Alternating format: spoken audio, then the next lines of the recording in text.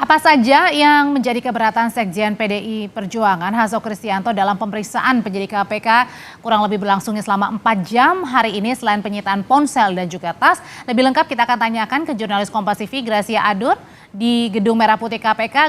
Gracia, sebenarnya apa saja keterangan yang dibutuhkan oleh penyidik KPK sehingga harus ini menyita ponsel dan tas Sekjen PDIP Hasto Kristianto melalui ajudan Hasto? Kalau berkaitan soal itu, Audrey dan juga saudara, belum ada informasi lebih lanjut ataupun penjelasan dari tim penyidik KPK mengapa handphone dan juga tas dari Sekjen PDI Perjuangan Hasto Kristianto ini harus disita oleh tim penyidik saudara. Nah, sampai pada sore hari ini pun masih belum ada kejelasan yang disampaikan oleh tim penyidik KPK terkait soal itu, saudara. Nah, tetapi selama 4 jam Hasto Kristianto berada di ruang penyidik ini hanya melakukan pertemuan tatap muka dengan tim penyidik di ruang penyidik KPK ini hanya 1,5 jam.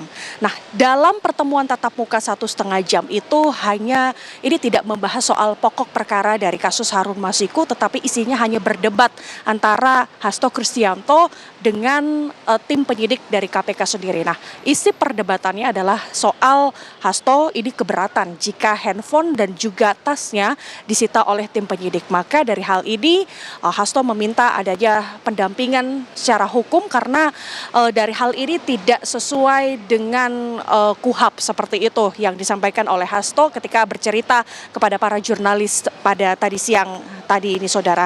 Nah, sehingga tadi dari hal ini Hasto meminta bahwa setiap pemeriksaan ini perlu ada pendampingan secara hukum, maka tadi pemeriksaan ini sempat ditunda meskipun Hasto ini sudah memenuhi panggilannya dan nanti selanjutnya Hasto akan tetap memenuhi panggilannya jika nanti KPK ini sudah menjadwalkan pemeriksaan selanjutnya terhadap Sekjen PDI Perjuangan Hasto Kristianto. Nah, berkaitan soal hal ini, Audrey dan juga saudara, dari tim kuasa hukum Hasto ini juga sudah menanggapi soal perdebatan antara Hasto dengan tim penyidik soal penyitaan handphone dan tas ini. Ia menanggapi bahwa ini sebetulnya di luar dari prosedur sehingga tim kuasa hukum ini meminta pertanggungjawaban secara hukum terhadap KPK seperti itu, Audrey. Ya, kalau hari ini Sekjen PDIP sudah memenuhi panggilan penyidik KPK. Lalu pertanyaan berikutnya, sebenarnya gimana sampai dengan sekarang pencarian Harun Masiku yang masuk dalam daftar pencarian orang, kemudian juga daftar Interpol juga nih, tapi hingga sekarang belum juga ditangkap.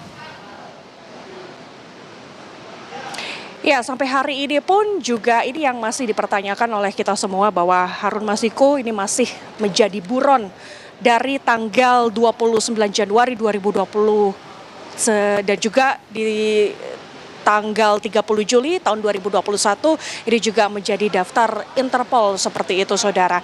Nah, dari kasus ini ini yang menjadi pertanyaan mengapa Hasto Kristianto ini kemudian dipanggil oleh KPK karena ada dugaan keterlibatan Hasto dalam menyembunyikan Harun Masiku. Tetapi untuk berkaitan soal ini KPK masih belum menjelaskan lebih lanjut soal apa temuan dari tim penyidik KPK dalam pemeriksaan hari ini, saudara.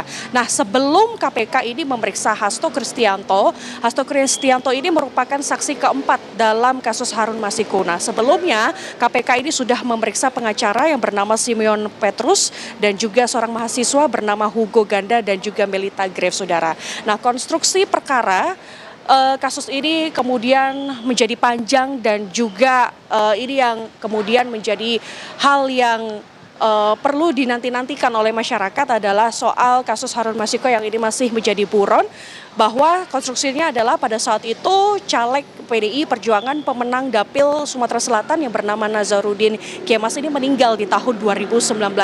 Nah, pada saat itu, saudara, ini KPU memutuskan Rizky Aprilia ini sebagai pengganti dari Nazarudin Kemas yang sudah meninggal di tahun 2019. Nah, Rizky Aprilia ini merupakan caleg PDIP pemenang kedua yang menggantikan Nazarudin. Nah, tetapi saudara, dari hasil rapat pleno PDIP ini menginginkan Harun Masiku untuk menggantikan posisi Nazarudin Kemas yang sudah meninggal tahun 2009 lalu.